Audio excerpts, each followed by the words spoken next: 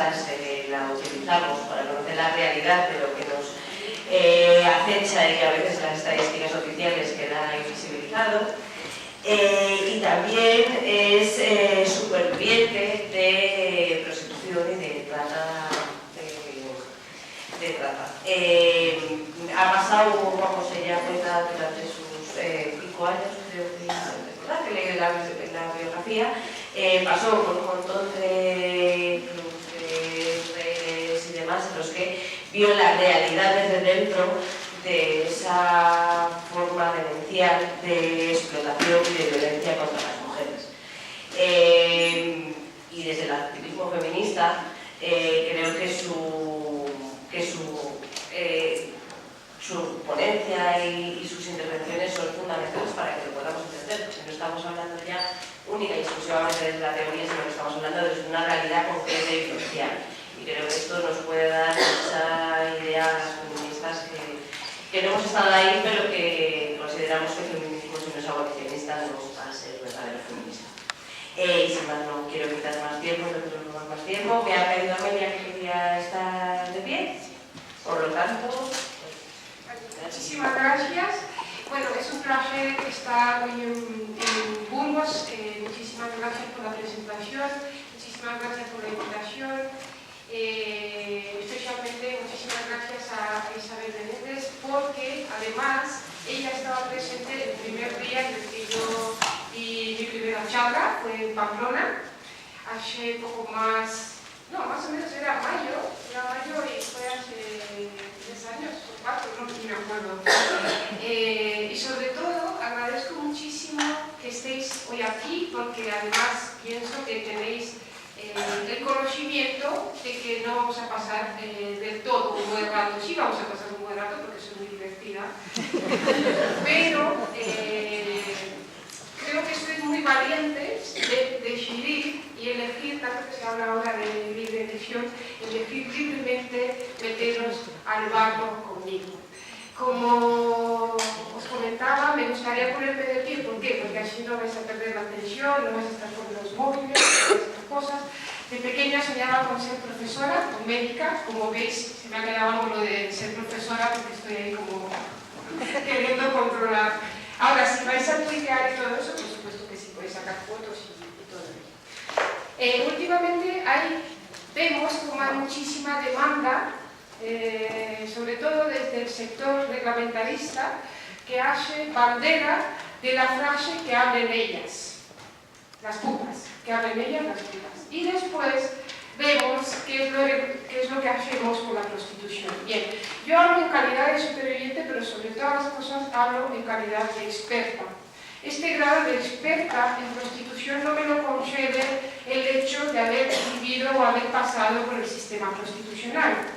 Como de la misma manera, una mujer que ha sufrido la violencia de género no se convierte automáticamente en experta en violencia de género. Hay todo un proceso detrás y se ha mencionado la parte teórica. La parte teórica es importantísima para las supervivientes también, para poder conceptualizar y para poder entender nuestra historia en un marco mucho más amplio, en un marco político, en un marco mucho más global. Yo hace 12 años que salí del sistema prostitucional, ahora voy a explicar por qué hablo del sistema prostitucional, y salí físicamente del sistema prostitucional. Digo físicamente porque creo que hoy en día también sigo saliendo de la prostitución, todos los días sigo saliendo de la prostitución. ¿Por qué? Porque estoy en pleno proceso de sanación, estoy recuperando mi cuerpo, mis emociones, estoy descubriendo sabores, toda esa desconexión emocional a la que he tenido que verme sometida es justamente lo que hace que afirme que estoy saliendo cada día más de la prostitución. Cuando salí de la prostitución hace 12 años, me encontré con una sociedad que no estaba dispuesta a escuchar mi relato tal y como yo quería y necesitaba contarlo. Yo entendí por qué esa necesidad de contarlo todo, porque a mí me hace bien, a otras supervivientes les hace mal, por lo tanto no tenemos que exigir a las mujeres que están o han estado en prostitución que salgan y den la cara cuando eso mismo puede representar un daño para ellas mismas. Comprendí cuando escuché la ponencia de un psicólogo que hablaba de la liberación de los presos de los campos de concentración. Cuando fueron liberados y liberadas, hubo tres formas de reacción ante esa nueva realidad. Hubo quien no pudo sobreponerse y se suicidó en un intento de encontrar la libertad. Después hubo otra categoría que se cayó para siempre, como si lo que había pasado jamás había pasado, también en un intento de buscar la libertad y de reponerse todo aquello. Pero hubo otra categoría que fue la que tuvo que gritar a los cuatro vientos todo aquello que pasó por la misma razón, para encontrar la paz y ir camino a la libertad.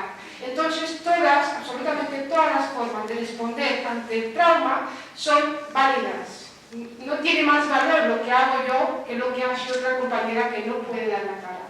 Porque es injusto que digamos que salgan las putas, que den la cara y que nos cuenten y luego ya veremos. Porque además de injusto es cruel. Desde el movimiento feminista entendemos muy bien que no sería ético ni moral decir no, que salgan las violadas, que den la cara, que nos lo cuenten y luego vemos cómo lo legislamos. Porque entendemos que todas esas políticas tienen que ver con nosotras, con todas las mujeres.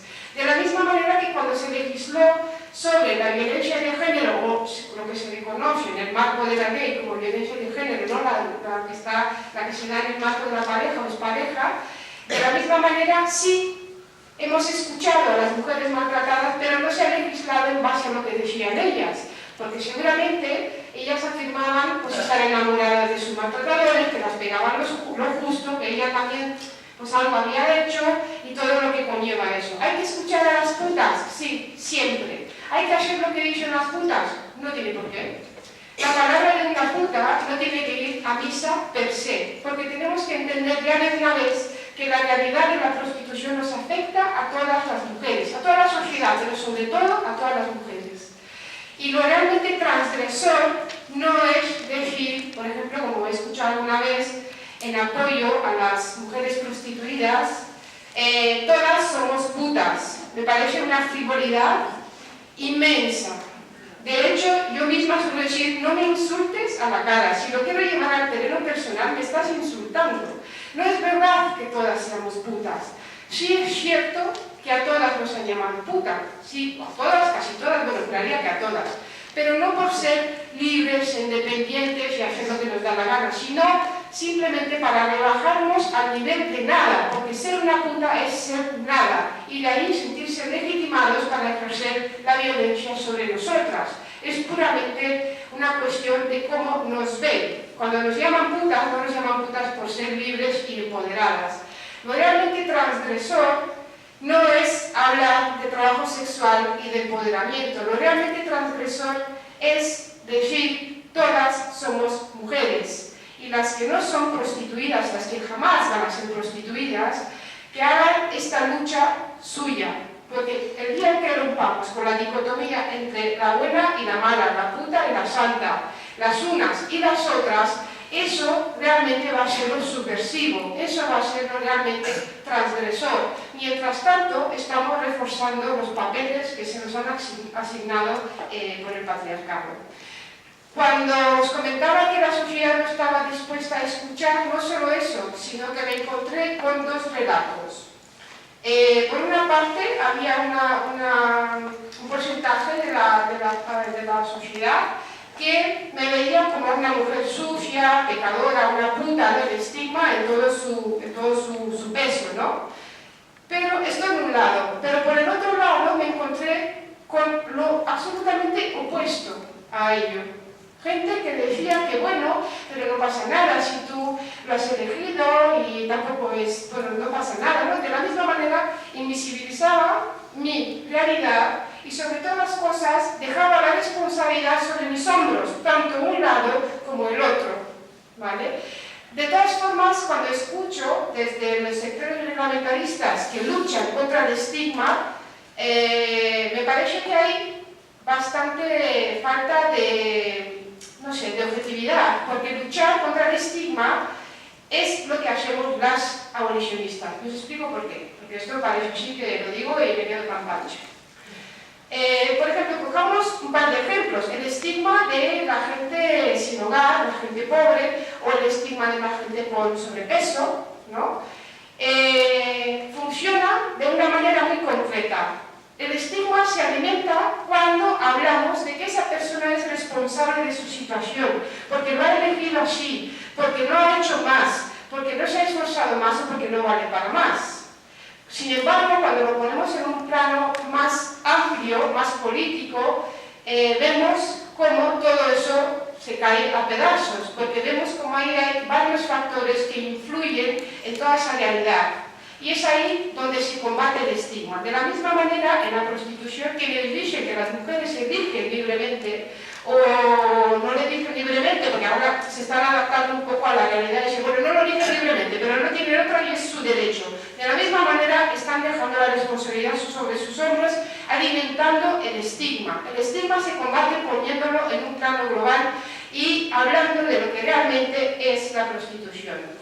La maestra Rosa Cobo nos ha explicado muy bien cómo la prostitución no es sinónimo de prostituta, ni mucho menos, y aquí es donde yo voy a empezar a hablar de lo que he aprendido gracias a la teoría feminista, gracias a grandes maestras como Rosa Cobo, como Esther Dorado, como Isabel Menéndez, como otras y otras y otras a las que les debemos muchísimo, porque si no podemos pensar, si no podemos explicar nuestra propia experiencia en otro plano, nos vamos a quedar en lo individual, y lo individual sí es importante, pero lo que importa es lo colectivo, y de eso trata el feminismo. Cuando hablo del sistema constitucional, me interesa mucho que la gente entienda que estamos hablando de un Estado, o unos Estados. En el Estado español la prostitución es alegal, es decir, ni es legal ni es ilegal. Está permitida la tercería locativa, es decir, alquilar espacios para que se pueda hacerse la prostitución y de ahí sacar beneficio, y también está permitido el proselitismo no coercitivo, es decir, si no se resiste o si no dice que no, pues eso exime de responsabilidad al explotador. En ninguna otra parte, cuando analicemos todo eso, no encaja todo eso. ¿Por qué digo esto? Porque algunas veces me ha tocado debatir con, por ejemplo, sindicalistas, hombres, que decían, no, pero ¿quién eres tú para decirle a una mujer qué tiene que hacer con su cuerpo? Entonces yo le decía, pero ¿tú quién eres para decirle a los trabajadores qué es lo que tienen que hacer y lo que no tienen que hacer? Y yo soy sindicalista, yo soy feminista, ¿vale? Y sobre todas las cosas, lo más interesante es que se entienda que el consentimiento de una persona que está siendo explotada no exime de responsabilidad al explotador bajo ninguna circunstancia. Si no, imaginaros los sindicalistas que van a ir haciendo un control y dice el empresario, no, pues esta gente ha firmado un contrato, dice que sí, vale, bueno, si es así, pues yo me retiro y todo está en regla, ¿no? Bueno, después están los proxenetas y los tratantes. Los grandes proxenetas, a pesar de lo que se nos está transmitiendo a través de los medios de comunicación, cuando sale esa noticia de desmantelar una red de trata, rescatar las no sé cuántas mujeres, siempre desde un enfoque de vista policial, rescatista, Rambo, tira la puerta y todas estas cosas, que habría que ver también qué se entiende por rescatar. ¿Qué pasa cuando sacan a las mujeres de esas redes de trata? Os voy a decir yo lo que pasa mayoritariamente, es que esas mujeres acaban en la prostitución, eso sí, libremente, para que no haya dudas. Pues los grandes proxenetas no son ni rumanos, ni son nigerianos, ni son rusos, ni son colombianos. Los grandes proxenetas de este país son españoles y regentan prostíbulos. Se les llama empresarios de locales de alterne. El lenguaje es muy importante. No son empresarios ni son locales de alterne. Son proxenetas que regentan prostíbulos donde se explota sexualmente a mujeres y niñas también. ¿Vale?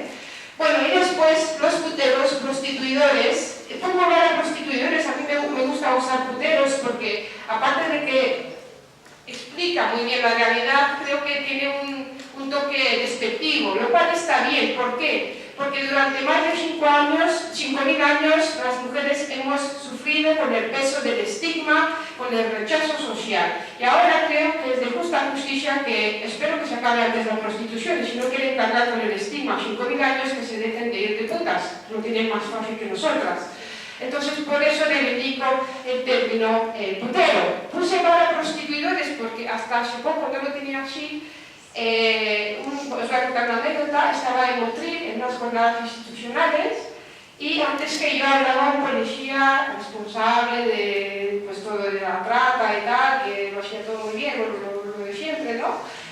Y en el turno de preguntas cogí la palabra y le pregunté si él exigía a sus subalternos que no se fueran de putas. Bueno, sus ojos casi se salían de la órbita, yo creo que no se esperaba en la vida una pregunta así. ¿Qué creéis que me ha contestado? ¿Qué me contestó? Que era una cosa, no que era cosa personal. Exacto. Que él en la vida privada de sus subalternos no se puede meter. Entonces imaginaros, me veis que grande soy, cabreada, pues puedo dar bastante miedo. Entonces me removí mucho y le dije, entonces, ¿qué me estás contando? Que de noche os vais de putas, penetráis por la boca, la vagina y el ano a mujeres que posiblemente sean víctimas de trata y que al día siguiente la vais a rescatar de esas redes de trata. ¿Sois puteros de noche y policías de día? ¿O cómo es eso?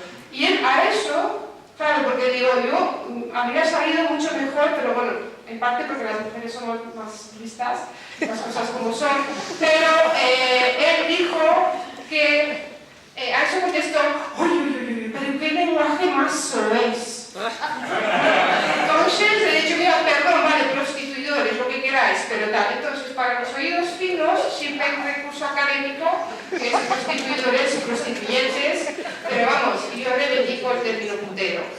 A mí me costó muchísimo identificarme dentro de este sistema prostitucional, porque desde los grandes medios de comunicación nos mandan un mensaje claro y además, y no solo en la prostitución, sino en las mujeres que son en la violencia machista o sexista en general, ¿no? Porque desde luego para mí la prostitución es violencia machista, sin duda alguna, entre muchas otras cosas que no tienen que ver con lo que llaman trabajo, ¿no? Es esclavitud, es crueldad, es violencia machista. Pues alrededor de la figura de la víctima de violencia machista se construye todo o sea, un estereotipo. O eres la víctima perfecta o no eres víctima. Ahora, ¿cómo es eso? Porque puede que te encuentres en un contenedor descuartizada y ni así seas la víctima perfecta, porque esto ya es relativo. Porque para mí misma y a mí misma me daban pena las víctimas de trata, cuando yo era una víctima de trata. Me daban pena porque para mí las víctimas de trata eran mujeres encadenadas, encerradas en los sótanos, que en todo momento eran conscientes de su cautiverio y de su explotación, y además no me identificaba como víctima por aquello por lo que muchas mujeres no nos identificamos como víctimas. Porque pensaba que ser víctima es algo que no iba conmigo, porque era una mujer inteligente, apañada, todo eso, claro que sí, y lo era y lo somos, de hecho. No tiene absolutamente nada que ver. La trampa está en que el propio patriarcado no está interesado en que nos identifiquemos como víctimas. Porque si no hay víctimas, no hay victimarios. Y si no hay ni víctimas ni victimarios, no hay nada que reconocer, nada que reparar, ninguna política pública que hacer, ni mucho menos. Esto, para que se entienda mejor, suelo poner como ejemplo el atentado de las Ramblas en Barcelona, ¿no? Salían las víctimas, daban su testimonio y cada cual contaba pues, que estaba ahí, que lo pasa mal, que tiene pesadillas, que fue horrible, cada uno contaba su testimonio. Y cuando veíamos desde casa esos testimonios por la tele, en todo momento y absolutamente todo el mundo tenía claro que ser víctima es ser un ser inocente que ha sufrido la vulneración de sus derechos. Es victimario que tiene que pagar por lo que ha hecho, esos putos moros que vienen aquí y tal y cual. Pero sobre todas las cosas entendía también que el Estado se tiene que hacer cargo de la reparación y de la justicia de todo eso. Pues cuando se trata de mujeres víctimas, Isabel salimos igual a dar nuestro testimonio, todo eso se diluye, desaparece. Ya no se nos ve como seres inocentes que hemos sufrido la vulneración de nuestros derechos. Por mucho menos se les ve al victimario, y desde luego esto de entender que es un problema de Estado solo, que es terrorismo machista, solo lo entendemos una pequeña parte de la población que somos las feministas. Lo bueno de todo eso es que cada vez somos más y que el movimiento feminista en España es uno de los más fuertes, de los más potentes a nivel mundial. Por tanto, estamos en un escenario muy bueno, no todo es malo, ¿no? Cuando me identifiqué como víctima de trata, fue un auténtico descubrimiento. Ahora os voy a hablar del protocolo de Palermo, que fue cuando yo tomé conciencia de ello, hace 5 años. Hace 5 años descubrí el feminismo y fue cuando realmente empecé a rehacer mi vida, porque hay muchas veces, no, ha salido, ha hecho su vida. Rehacer tu vida no es casarte, tener hijos y tener un trabajo y vivir con la culpa, con el miedo, con la vergüenza, que es así como vivimos muchísimas mujeres, porque muchísimas somos expulsadas propiamente del sistema constitucional también. A mí me expulsaron, entre comillas, a los 23 años, porque ya era mayor. Ya no era mayor en cuanto a la edad en sí, que también, sino porque ya llevaba 5 años. Ya estaba bastante deteriorada, no tanto físicamente, que también por el consumo de cocaína, de alcohol y de lo que representa ser una y otra vez dejada y penetrada y utilizada como un crimen, sino también porque llevaba demasiado tiempo en el circuito y ya había adquirido algunos conocimientos. Me podía defender en ese marco un poquito más. Entonces ellas las prefieren nuevas, que no sepan hablar, y cuantos más jóvenes mejor, ¿vale? Entonces ya no era el perfil. La definición del protocolo de Palermo la vamos a ver enseguida, pero todo esto empezaba con la captación, el transporte, el traslado, y para mí ahí había una ruptura. Digo, no puede ser, no empieza con la captación, hay algo antes. Hay algo antes porque ninguna mujer, como dice nuestra querida Sonia Sánchez, ninguna mujer nace para puta, ninguna hemos soñado ser puta. Hay algo ahí que cambia. En mi caso, empecé a reflexionar sobre mi propia vida para entender cómo fue todo aquello. Nací el 11 de marzo de 1984, tengo 35 años, en una familia de clase obrera, soy la mayor de 2 hermanas, y desde luego no éramos una familia pobre, o digamos, la pobreza no era lo que iba a sentenciar mi vida. Nunca me faltó la comida, nunca me faltó el acceso al colegio. De hecho, era una muy buena estudiante, como os comentaba antes, quería ser profesora médica. Y lo que sí eché en falta fue, digamos, la parte más emocional. Lo que sí sufrí, el abandono y el desamor por parte de mis padres, que estaban muy ocupados, trabajando muchísimo para sacar su vida adelante. Esto era algo generalizado, no era solo el caso de mi familia, pero de hecho hoy en día también se está dando aquí, y mucho más en este sistema capitalista. Estamos descuidando lo más importante, que son los lazos de afecto, son los lazos de amor, y sobre todo en la infancia, porque es ahí donde uno aprende lo que es el amor y aprende el valor que tiene su propia vida y su propio cuerpo.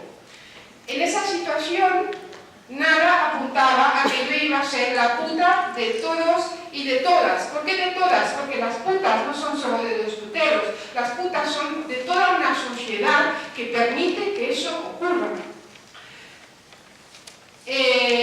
Pues digamos que llevaba una vida normal dentro de lo que era Rumanía, en esa época de tránsito también. Somos una generación perdida entre lucha de poderes, ¿no?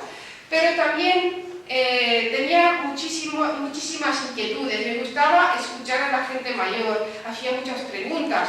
Era, digamos, de una inquietud no tanto física, sino intelectual, ¿no?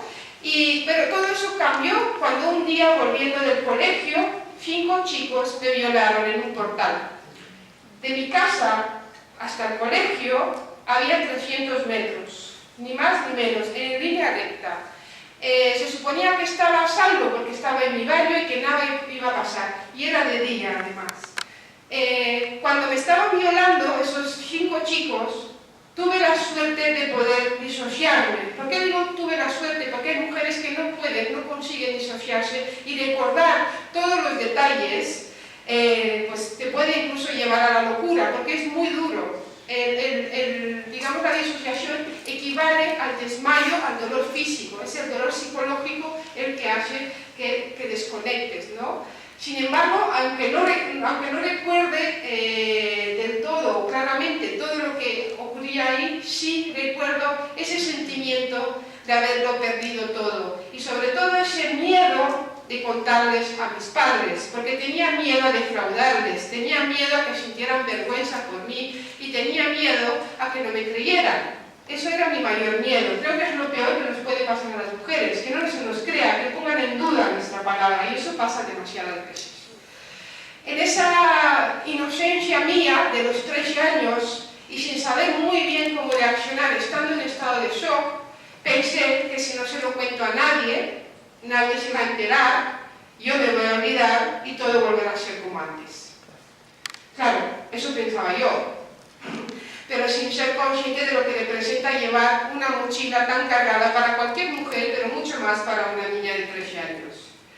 Me incorporé como pude, disimulé como pude y intenté llevar todo ese dolor de la mejor manera que pude. Sin embargo, ahora sí puedo poner palabras a todo eso. Cuando nos violan, y nos violan en grupo, no lo hacen para obtener placer sexual, sino para reforzar su masculinidad, para demostrar a los otros lo machos que son. Y doy gracias al universo, porque soy atea, pero bueno, a alguien tengo que dar las gracias, de que no había móviles entonces. Porque seguramente si llegan a grabarme y lo llegan a difundir, me suicido. Y es justamente lo que se está dando últimamente. Esas violaciones brutales en grupo, grabadas y difundidas, para que los otros machos se enteren muy bien de quién la tiene más grande, pesa más y quién es el más macho de la manada, ¿no? Pues eso justamente funcionó entonces también porque corrieron la voz y para todos los hombres, digamos, de mi alrededor, yo era la puta. Y como no le había dicho a ninguna persona adulta ni me había quejado, se dieron cuenta de que estaba absolutamente desprotegida. Y me amenazaban que si no iba con ellos se iban a enterar mis padres. Y esa pelota se fue haciendo cada vez más grande y más grande y más grande y más difícil de manejar desde mi lugar y sin tener una persona adulta que pueda ayudarme, ¿no? Empecé a bajar las notas, empecé a ser violenta y rebelde, me escapaba mucho de casa, no sabía cómo gestionar todo ese dolor, la verdad. Mis profesores tampoco vieron indicios, digamos, y me acusaron de ser una vaga porque de repente ya no sacaba esas notas excepcionales, ya faltaba clase. Abandoné los estudios a los 14 años porque ya no era capaz de mantener esa rutina y de rendir, porque cada día me esperaban a la salida del colegio para volver a violarme, para volver a humillarme. Y yo, en ese intento desesperado de agarrarme a la vida, pues me dejaba porque entendía que si me dejo se acaba antes y duele menos. Después, muchas veces pensé en suicidarme porque no encontraba la salida, no veía qué hacer, cómo solucionar todo eso, ¿no? Y de hecho, pues por mi ciudad pasa el Danubio, es una ciudad industrial, lo más bonito que tiene es el Danubio, y muchas mañanas iba a las orillas del Danubio imaginando cómo me sumergía en ese agua y cómo el dolor dejaba de ser tal. Cuando pensamos en suicidarnos, realmente no queremos quitarnos la vida, sino que queremos acabar con el dolor. Esa es la clave y creo que es importantísimo entenderlo, y sobre todo ahora que se está hablando mucho de la eutanasia, ¿no? Sin embargo, elegí la vida por una razón muy noble, por amor. Elegí la vida por amor a mi hermana y por el amor que mi hermana me tenía a mí. En sus ojos yo veía admiración. Ella veía en mí algo que admirar, cuando para el resto de la sociedad yo era una puta, un desecho, una basura humana. Fui excluida de mi propia comunidad y dejada en una situación muy vulnerable.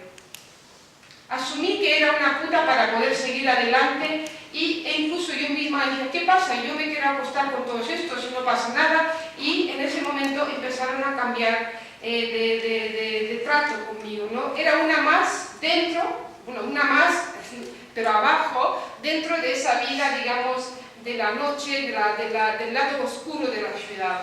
Y con 17 años y medio me empezaron a hablar de las bondades de ejercer la prostitución en España. Me prometieron que en un par de años iba a conseguir solucionar mi vida. Me ponían como ejemplo a otras mujeres que supuestamente ganaban mucho dinero, que llevaban ropa bonita y coches de marca, y dentro de mi propia sociedad y de esa doble moral, a esas mujeres sí se las apreciaba. ¿Por qué? Porque no solo vivimos en una sociedad patriarcal, sino que capitalista, donde eres lo que tienes. Entonces hay algo peor que ser puta, y es ser puta pobre. Si una puta viste ropa bonita, viaja en avión, se va a Emiratos Árabes, su dolor y los traumas que puede arrastrar son absolutamente los mismos que una mujer que está en una rotonda. Lo único que cambia es la percepción de la sociedad sobre ello. Y estas mujeres sirven de gancho para convencernos de que no es tan mala la prostitución. Ahora mismo a las jóvenes o adolescentes les está llegando el mismo mensaje. Les está llegando el mismo mensaje porque les estamos diciendo a las jóvenes, no nosotras, sino en los medios de comunicación, las redes sociales, chica, no seas tonta. Utiliza tu cuerpo, maneja a los hombres, saca el dinero, no folles gratis, cobra, porque las tontas son las que follan gratis. Perdón, yo creo que hablar de la liberación sexual y del empoderamiento, bueno, es una palabra que está en debate, pero bueno, en ese nivel tiene que ver con el placer sexual. Si no empezamos a hablar del placer sexual de las mujeres, pues no vamos a avanzar, simplemente vamos a poner en el mercado esta capacidad nuestra. Bueno, y es así como se fabrica una puta, porque las putas se fabrican, no nacen de la nada, y no siempre es la pobreza, que casi siempre tiene que ver con el lugar o con el lugar estratégico en el que nace una misma, ¿no? Tiene que ver con las relaciones norte-sur, tiene que ver con muchísimas, digamos, cuestiones de desigualdad, pero sobre todas las cosas, la violencia sexual es el arma más eficaz y más efectiva para fabricar putas. Absolutamente todas las mujeres que he conocido, que provienen de Rumanía, nuestras historias parecen fotocopias, todas son parecidas. Primero se nos quiebra, se nos deshumaniza para que nuestra propia comunidad nos expulse, y ahí donde van a encontrar fácilmente la manera de captarnos y de convencernos que nuestros proxenetas son nuestros salvadores. ¿Por qué? Porque durante tantos años nos han apaleado que cualquier cosa nos parece amor, cualquier cosa nos parece amabilidad, cualquier cosa nos parece buen trato. Y los proxenetas no necesariamente llevan una chupa de cuero y nos pegan de hostias todo el rato. Los proxenetas son, como cualquier maltratador, unos tipos muy entregados, muy seductores, esos que saludan a las vecinas y son majetes y tal, y sobre todas las cosas tienen una gran experiencia. Y es así como se convierten en nuestros salvadores, porque confiamos en ellos y saben muy bien cómo manipularnos. Os hablaba antes del protocolo de Palermo. Lo que se ha llegado a transmitir desde los grandes medios de comunicación, y es por eso por lo cual la sociedad tiene un discurso proxeneta, no es que sea proxeneta, sino que tiene un discurso proxeneta, porque es un discurso que nos llega absolutamente por todas partes. Entonces, esos intentos claros han sido hacernos ver o entender que hay una prostitución mala, que es la trata, y una prostitución buena, que es la consentida, elegida, como se quiera llamar, libre, Entonces, partiendo desde ahí, y porque nadie podría decir que la trata es buena, nadie se atrevería a decir eso. Sin embargo, cuando pregunto en mis charlas, en mis talleres, ¿qué es la trata?, suelen salir varias palabras. Todas tienen que ver con un imaginario bastante común, que es secuestro, explotación, crimen organizado, mafias, retención de documentación o de personas. Y sin embargo, asimismo veía yo las víctimas de trata hasta que descubrí el protocolo de Palermo. Bueno, vamos a ver el protocolo de Palermo, que nos define, además es un tratado internacional, qué es lo que es la trata de personas. Bueno, en el artículo número 3 nos dice que por trata de personas se entenderá la captación, el transporte, el traslado, la acogida o la recepción de una persona recurriendo a la amenaza, al uso de la fuerza u otras formas de coacción, al rapto, al fraude, al engaño, al abuso de poder o de una situación de vulnerabilidad. Yo cuando leí eso ya se me fueron encendiendo las bombillas, porque qué poco hablamos del abuso de una situación de vulnerabilidad o del abuso de poder. Siempre se oía hablar de la amenaza, la fuerza, el secuestro, ¿no? Una situación de vulnerabilidad o la concesión o recepción de pagos o beneficios para obtener el consentimiento de una persona que tenga autoridad sobre otra con fines de explotación. Esa explotación incluirá como mínimo la explotación de la prostitución ajena u otras formas de explotación sexual. En el Código Penal está incluida la pornografía, porque en la pornografía hay muchísima trata. De hecho, la pornografía es prostitución grabada, y así lo dejo, es tal cual. Los trabajos o servicios forzados, la esclavitud o las prácticas análogas a la esclavitud, la servidumbre o la extracción de órganos, también los matrimonios forzados y ojalá dentro de poco los vientres de alquiler, que se incluyan, ¿no? Bien, esto hay que desgranarlo. Como veis, hay varias formas de trata de personas, con varios fines, digamos. ¿Por qué hablamos mayoritariamente de trata de personas con fines de explotación sexual? Porque representa un 80% de la trata a nivel mundial. Es lo que más dinero mueve junto con las armas y las drogas. De todo esto a mí me llamó la atención, por supuesto, la palabra, cuando se refería a método, a aprovecharse de una situación de vulnerabilidad o a la concesión o recepción de pagos o beneficios. Pero lo que más me llamó la atención fue leer la palabra consentimiento en ese contexto. Yo jamás había escuchado trata y consentimiento, o sea, tal, en la misma frase. No sé si vosotras sí, pero mayoritariamente es no consentida. Trata es no consentida, ¿vale? Bien, en la letra B nos explica que el consentimiento dado por la víctima de la trata de personas a toda forma de explotación que se tenga la intención de realizar, descrita en el apartado A del presente artículo, no se tendrá en cuenta cuando se haya recurrido a cualquiera de los medios enunciados en dicho apartado. Claro, porque si se ha recurrido a cualquiera de esos medios, al engaño, a la aprovechación de una situación de vulnerabilidad, al fraude, entendemos de que es un consentimiento deseado, no es un consentimiento legítimo, ¿vale? En la letra G nos dicen que la captación, el transporte, el traslado, la acogida o la recepción de un niño con fines de explotación se considera trata de personas, incluso cuando no se recurra a ninguno de los medios enunciados en el apartado A del presente artículo, y por niños se entenderá toda persona menor de 18 años. Es que para más irri, yo era menor de edad cuando me captaron, cuando me trasladaron, cuando me engañaron, porque también me engañaron. Eso que entendemos por engaño en el caso de la prostitución, porque parece ser que solo te han engañado si te han dicho que vas a venir a fregar platos o a cuidar personas mayores y te meten en un puticlub, pero un engaño también es que te digan que en un par de años vas a solucionar tu vida.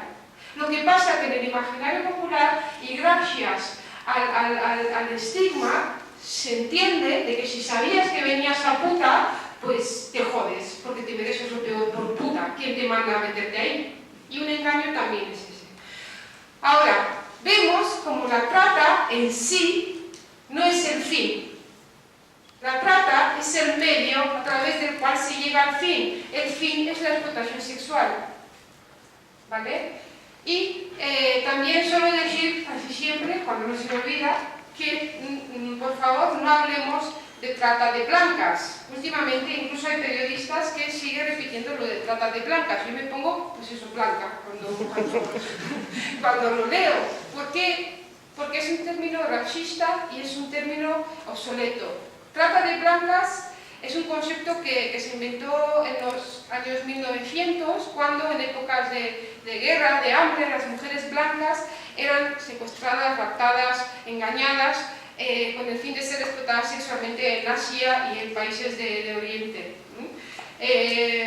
¿Por qué las blancas? ¿Por qué solo las blancas? Porque las mujeres negras ya eran vendidas, compradas, explotadas, porque la esclavitud negra era legal. ¿Vale? Entonces, y mientras tanto, y no hace tanto, las mujeres negras también son reconocidas como seres humanos y de hecho son una gruesa parte de las mujeres que están siendo explotadas sexualmente en este país. Por lo tanto, o trata de personas con fines de explotación sexual, o trata de mujeres y niñas, o trata a secas, pero trata de blancas, por favor, no. ¿Vale? Bueno, veamos, no sé si conocéis a letra sex. ¿Quién conoce a letra sex? ¿No? ¿Veis? Esta es la jugada maestra del lobby proxeneta.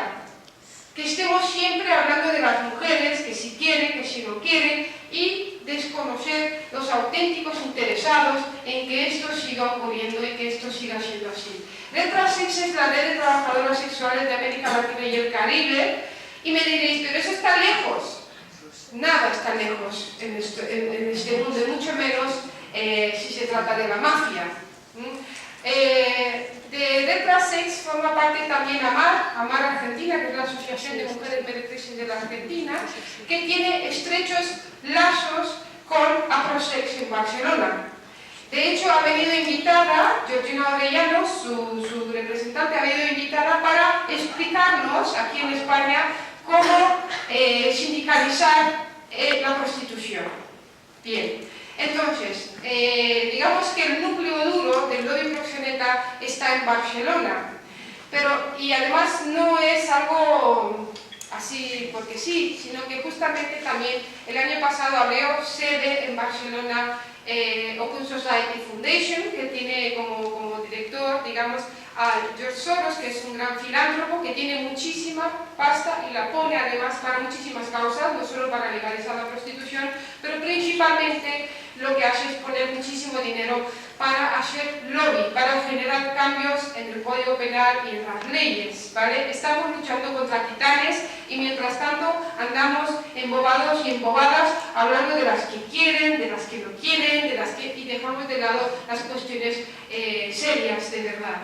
Bien, digamos que esta gente tiene, aparte de todos los medios económicos, tiene mucha influencia, pero os he traído aquí una captura de una guía para periodistas que ha elaborado esta gente, ¿vale? Entonces los periodistas van a coger esta guía y nos van a informar en base a lo que cuentan. Veamos qué nos cuentan. Bien, la trata de personas, nos van a definir lo que es la trata de personas. La trata de personas es, abre comillas, y cita el protocolo de Palermo, lo cual nos caracteriza bastante, de bueno, cita una fuente oficial, está todo bien, ¿vale? Es la captación, el transporte, el traslado, la acogida o la recepción de personas recurriendo a la amenaza o al uso de la fuerza u otras formas de coacción, al rapto, al fraude, al engaño, al abuso de poder o de una situación de vulnerabilidad, cierra comillas, así como que no se entera la cosa, por el 2.1, que bueno, y justamente cuando venía la parte de para obtener el consentimiento de una persona que tenga autoridad sobre otra con fines de explotación, pone para obligar a una persona a prestar servicios sin su consentimiento. ¿Veis la vuelta de tuerca que se le ha dado a todo esto? Han desaparecido los explotadores sexuales, es decir, los proxenetas. De esta frase no hay nadie que explota a nadie. Pero además nos están diciendo que es sin su consentimiento. Lo cual deja fuera a muchísimas víctimas de trata. Ahora vamos a profundizar más porque esto cuesta bastante situarlo porque realmente no lo tenemos muy a mano, digamos, para poder analizar de todo eso. Pero va más allá y sigue, si os fijáis en la segunda página, pero en la segunda línea al final, sigue y nos dice: el elemento distintivo de la trata es la detención en contra de la voluntad o el secuestro de documentación, el sometimiento por maltrato o amenaza de atentar contra la vida, el encierro y la obligatoriedad de realizar actividades en contra de la voluntad expresa de la persona víctima. ¿Cómo suena esto? A mí me suena que es un pensamiento muy misógino. Lo de en contra de la voluntad expresa de la víctima me resuena mucho, me hace mucho ruido. De hecho, me recuerda al que dijo que la víctima de la manada en realidad no sufrió una violación múltiple, sino que era un jolgorio lo que había ahí, porque no fue en contra de su voluntad expresa. Y esta gente va de feminista, no lo perdáis. ¿Por qué? Porque les interesa moverse y meterse en nuestro movimiento para marear la perdiz y para que no podamos debatir en términos, digamos, éticos y sobre una base feminista. O sea, los debates sí, pero de cualquier forma no. O sea, no vamos a perder el tiempo, ¿no? Bueno, para que nos enteremos muy bien, nos han hecho un esquema también. Me gustaría tener un... Sí, es que... ¿Habéis visto este esquema alguna vez? No.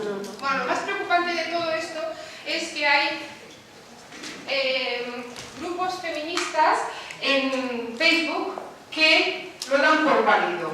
Es decir, ponen esto y dicen: a ver si nos enteramos, Entonces yo muchas veces me pongo y comento: oye, pero vamos a desarrollar esto y vamos a ver... No, pero es que nosotros somos pro derechos. Digo, vale, entonces yo que soy antiderechos. Bueno, pero este es otro debate. Bien, es la misma letra 6, ¿vale? Pero fijaros todo el apoyo que tiene esta gente, ¿vale? Y nos explican lo siguiente: ¿cómo diferenciar la trata de personas con fines de explotación sexual, la explotación laboral, porque si es un trabajo es explotación laboral, y el trabajo sexual autónomo? Bien, empecemos. ¿Es menor de edad? Sí, es menor de edad. ¿Es trata, esclavización? ¿O no? Puede ser explotación sexual. Pues habría que ver. ¿Es menor de edad? No, es mayor de edad, eso es. ¿Está contra su voluntad expresa? Sí, está contra su voluntad expresa. Es trata, esclavización. ¿Está contra su voluntad? No, pero da igual en qué situación ha dado su consentimiento. Si era en una situación de vulnerabilidad absoluta, si le han dado a cambio de dinero, si no tiene a dónde irse, si no tiene con qué pagar el alquiler, da igual en qué situación, ¿vale? Eso no importa. No está en contra su voluntad expresa. Bueno, aquí se ponen muy profundos y vamos a analizar esto mucho más a fondo. Su espacio de trabajo es insalubre.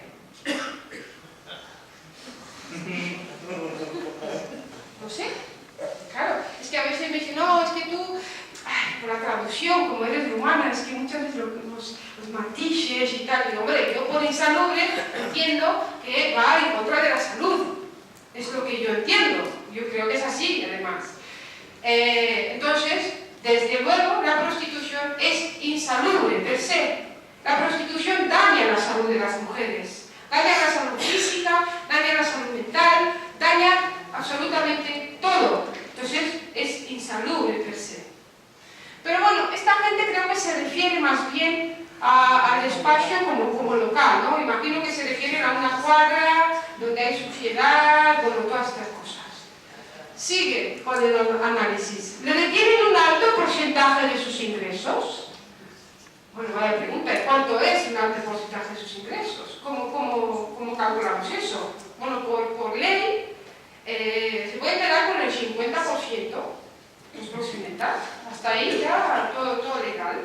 Pero si alguien se piensa que los proxenetas son los hombres más igualitarios del mundo mundial y que van a decir, no chicas, vamos a ver, esto para mí, 50% esto para vosotras, y que esos 10 millones de euros que se mueven al día en este país, que surgen de la explotación sexual de las mujeres y las niñas, la mitad están en manos de las mujeres, pues vamos, no sé si hay alguien que se cree eso, pero bueno, si es así, pues que vaya reflexionando.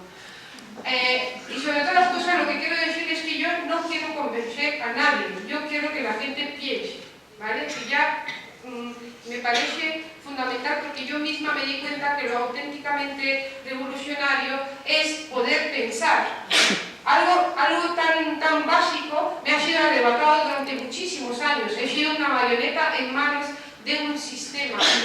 Por eso creo que tenemos que reivindicar eso y tenemos que tener la capacidad de llegar a profundizar, aunque duela. Oye, nosotras hemos sobrevivido, seguramente vosotras y vosotros también podréis sobrevivir a ello. Bueno, y sobre todas las cosas, aquí la trampa está en que dentro de los prostíbulos hay un auténtico sistema para quitarnos el dinero, a través de multas, porque nos multan para absolutamente todo, por no cumplir con el horario, por no estar a las 5 de la tarde, disfrazadas de putas, porque ni siquiera podemos vestir como queremos, tenemos que vestirnos como ellos quieren vernos, como putas. Esa performance tiene que ver de pe a pa con el imaginario misógino, machista, no tiene que ver con que nosotras somos así, medio tontas, masticamos chicle y hablamos así como, ay, no, tiene que ver con que la virilidad es muy frágil y desde luego parece ser que las elecciones también, porque si le hablas normal a un tío parece ser que se le baja el picado y no hay manera, entonces siempre hay que ser muy suave, muy tal, y luego le llaman el sexo duro. Bueno, sigamos. También nos quitan el dinero a través de vender los productos a precios inflados, simplemente porque muchas veces desconocemos el valor del dinero. No sabemos si esas compresas valen 4 euros o valen 12, pero nos la venden a 12 euros.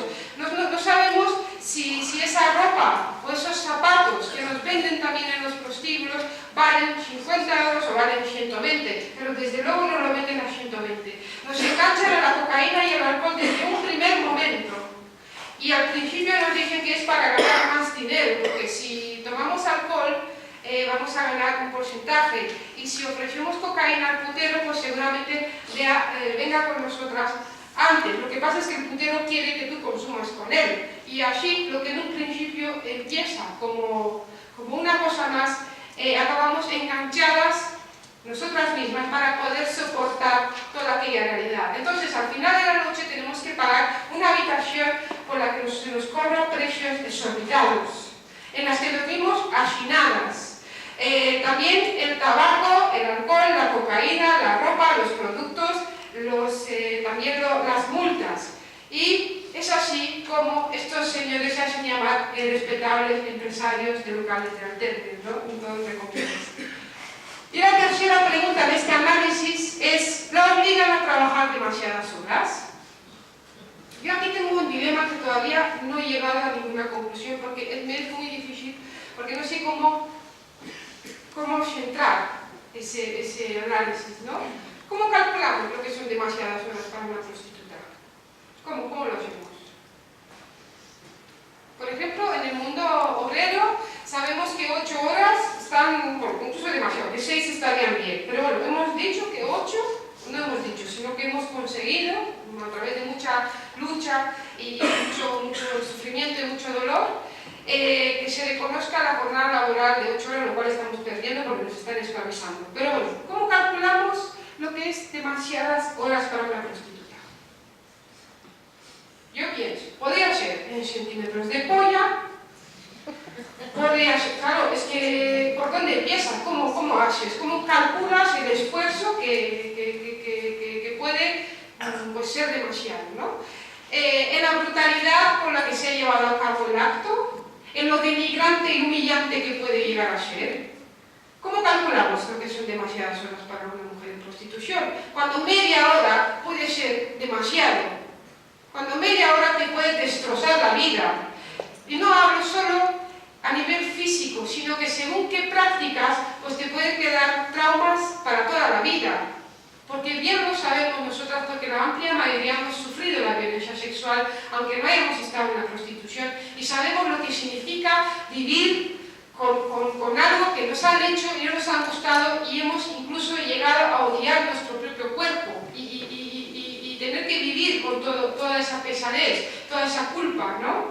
Bueno, pues realmente yo no soy capaz de pensar cómo son esas demasiadas horas, pero imagino que esta gente se refiere a 24 horas siempre disponible, un poco lo que se ve en la propaganda, ¿no? Bien, pues digamos que todo esto es tan horrible y es así, que su espacio de trabajo es una cuadra, porque yo pienso que esta gente no ha hecho un análisis que vengo aquí yo exponiendo, sino que realmente es una cuadra, abiertamente le detienen un alto porcentaje de sus ingresos y la obligan a trabajar demasiadas horas. Digamos que todo esto es así, sí, pues según esta gente, a esto lo tenemos que llamar explotación laboral. Claro, porque es un trabajo. ¿Veis dónde está la trampa?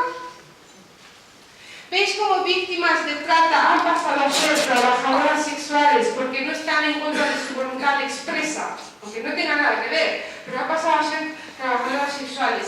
De aquí han desaparecido los proxenetas. ¿Aquí dónde están? Son empresarios. Y además ha desaparecido la explotación sexual. No es que haya desaparecido, sino que ha cambiado de nombre.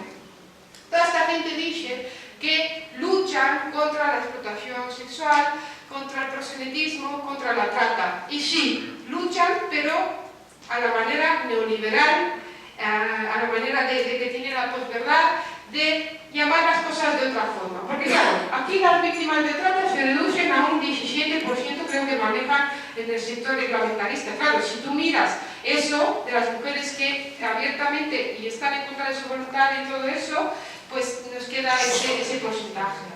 Bueno, pero digamos que todo esto tan horrible no es así.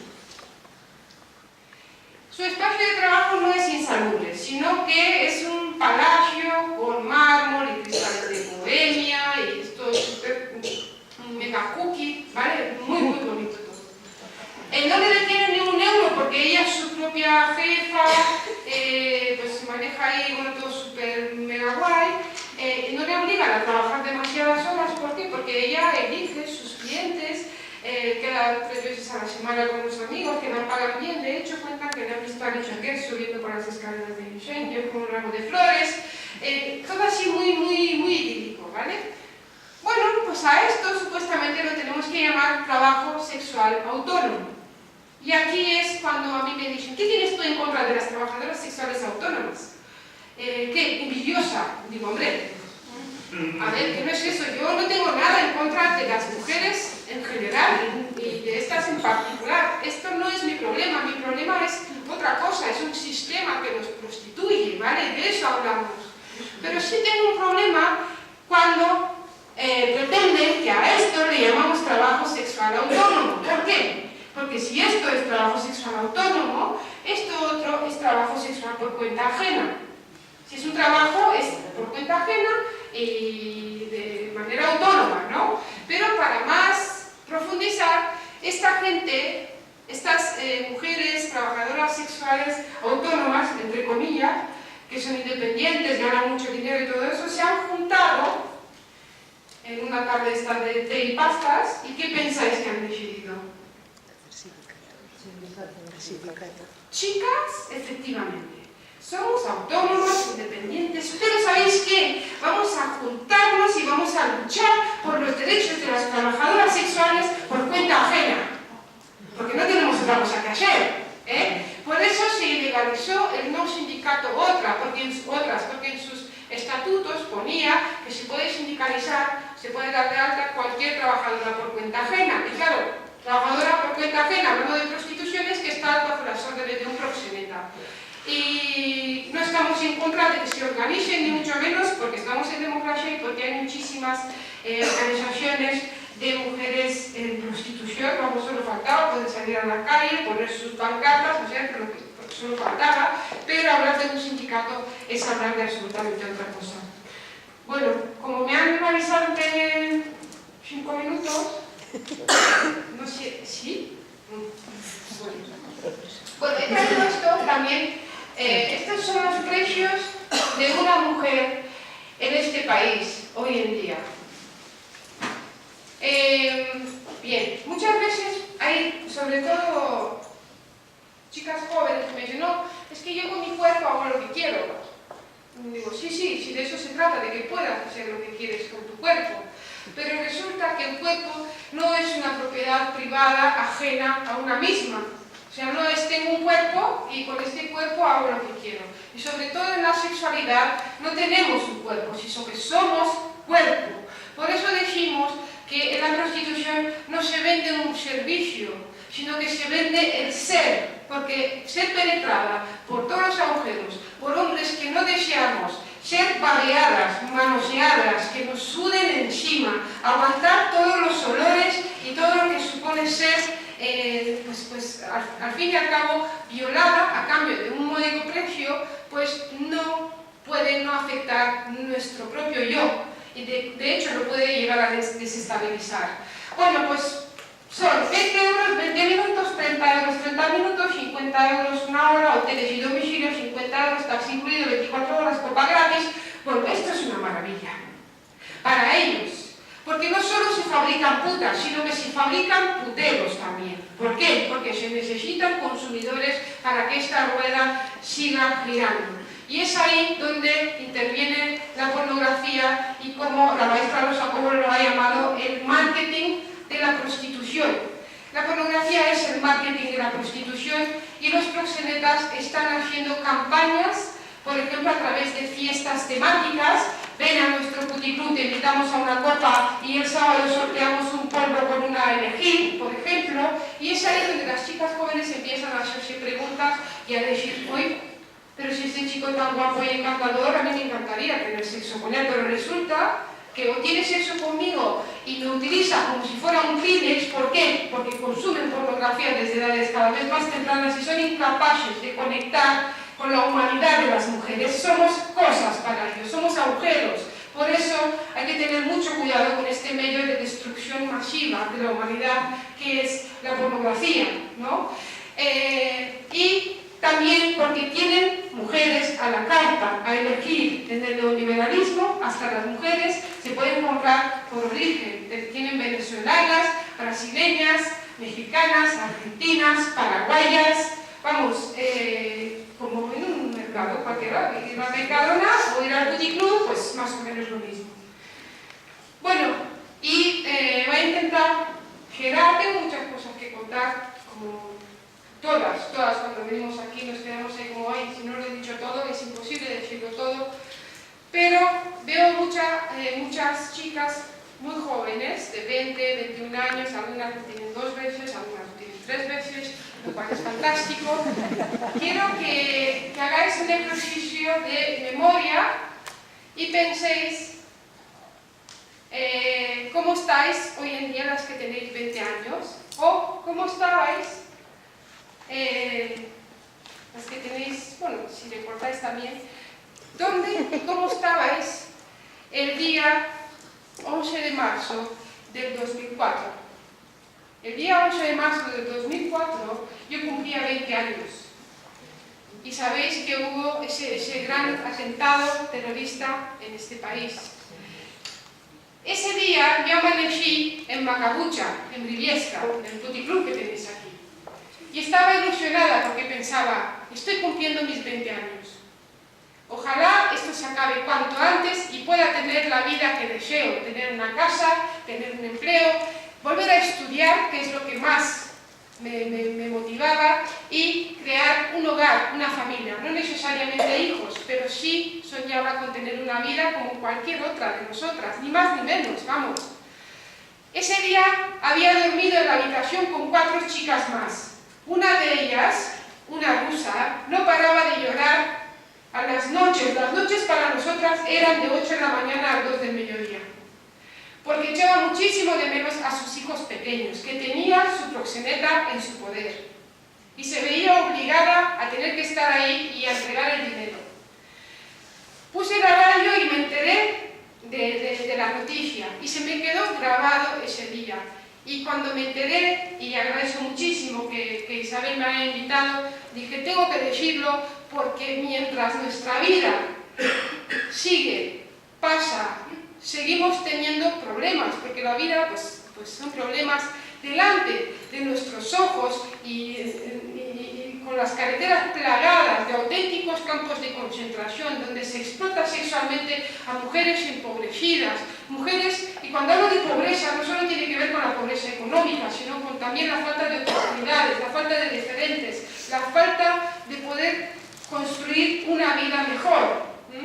Y todo eso ocurre dentro de esos prostíbulos, porque tener que ser en base a lo que otros quieren, tener que actuar, tener que soportar ver durante las 24 horas del día imágenes porno, porque constantemente las televisiones emiten pornografía, para mandarnos un mensaje bien claro de quiénes somos y para qué servimos, y para que ellos también sepan muy bien cómo utilizar el producto somos nosotras, porque también me hace muchísima gracia cuando dicen, no, yo vendo un servicio, yo he sido explotada sexualmente, después trabajé como camarera durante más de 11 años y ahora me dedico a esto. Entonces, sé muy bien la diferencia entre vender la capacidad intelectual, que es lo que estoy haciendo ahora mismo, vender la fuerza de trabajo, es decir, vender un producto o un servicio, y ser el producto. Entonces, cuando alguien afirma que es lo mismo chupar pollas que servir un plato, a mí se me viene el mundo encima. Digo, pero qué manera de banalizar y de frivolizar con una realidad que tanto daño nos hace a las mujeres. No solo a las mujeres prostituidas, sino también a todas las mujeres, porque los hombres que van al puticlub también tienen compromisos con otras mujeres, estén casados, sin pareja, la mayoría tienen pareja, no tiene que ver con el sexo, tiene que ver con el deseo de dominar y denigrar a todas las mujeres. Cuando entendamos que quien denigra a una mujer en prostitución nos denigra a todas las mujeres, todo esto habrá acabado. Bien, y ya para cerrar, es que me tenéis que invitar otro día.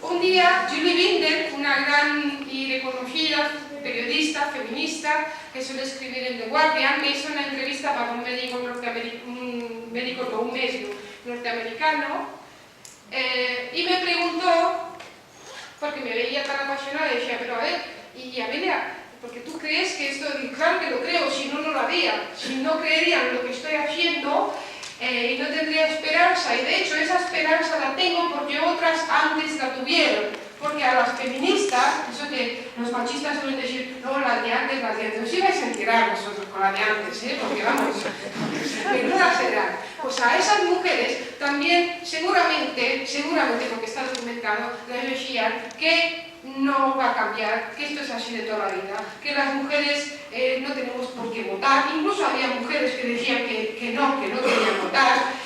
También cuando las feministas tuvieron casi todo, o si no por no decir todo, que ver con la abolición de la esclavitud negra, también la sociedad entendía que no, que eso era así, que era para toda la vida, que esto siempre había sido así, que no era posible.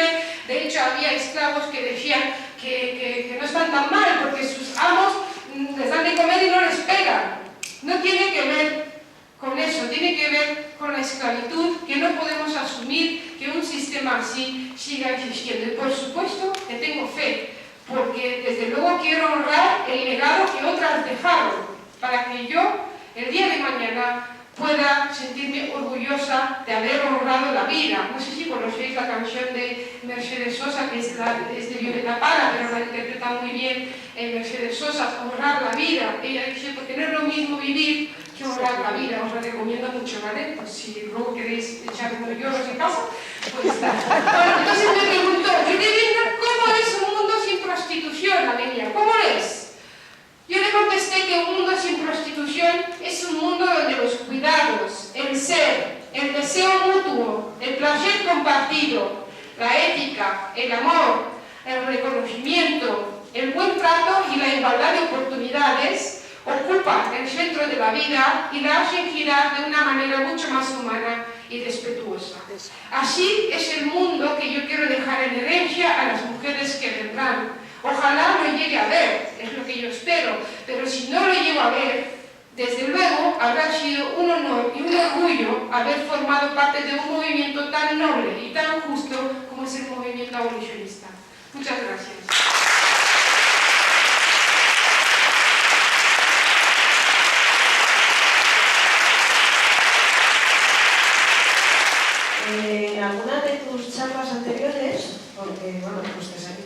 redes, como sabes, has comentado cómo precisamente el gobierno del PSOE es el que favoreció también a través de la regulación esta implantación de una forma bastante salvaje. Yo vivo a 10 kilómetros de aquí y paso por varios multiclubs antes de llegar a mi casa, ¿no? Y vivo a 10 minutos del centro de Burgos, en un pueblo cercano, y bueno, como esta hipocresía también, ¿no? Este purple washing de que hablamos tantas veces, de estos gobiernos tan feministas y tan abolicionistas hoy en día, que bueno, esperemos que lo sean de verdad y que lo sean en un futuro.